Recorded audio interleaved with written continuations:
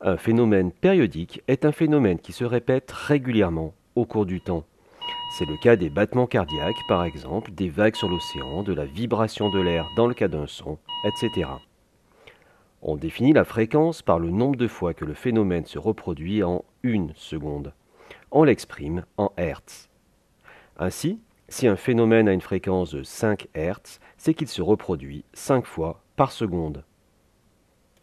La durée du phénomène qui se reproduit est appelée la période. Elle s'exprime en secondes. On peut retrouver facilement la relation entre la période t et la fréquence f à l'aide d'un tableau de proportionnalité. On fait une ligne pour le nombre de fois que le phénomène s'est reproduit et une ligne pour le temps que cela a mis. Par définition, le temps pour un phénomène est la période t.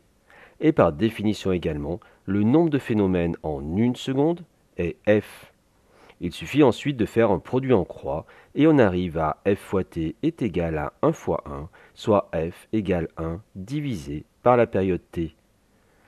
Pour déterminer la fréquence, on va souvent s'appuyer sur un graphique permettant de représenter le phénomène au cours du temps.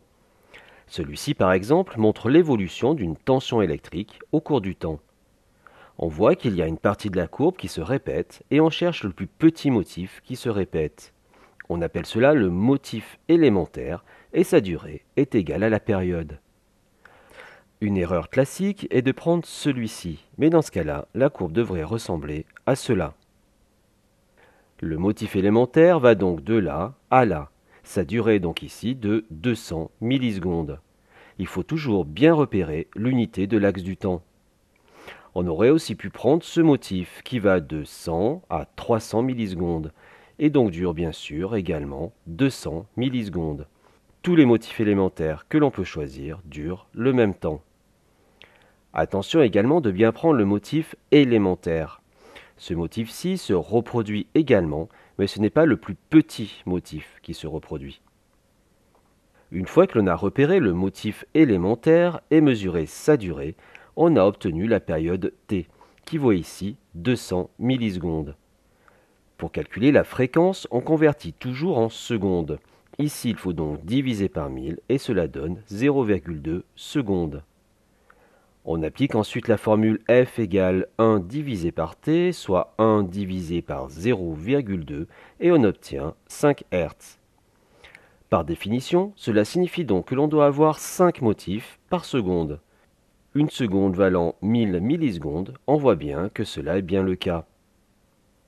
Pour t'entraîner, détermine la fréquence du phénomène représenté sur la courbe suivante. Mets en pause, puis relance pour la correction.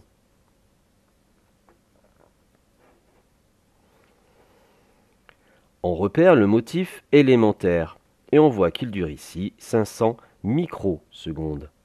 On convertit les microsecondes en secondes en divisant par 1 million ou à l'aide d'un tableau de conversion. La période vaut donc 0,0005 secondes. On écrit la formule f égale 1 sur t, puis on remplace par la valeur de t.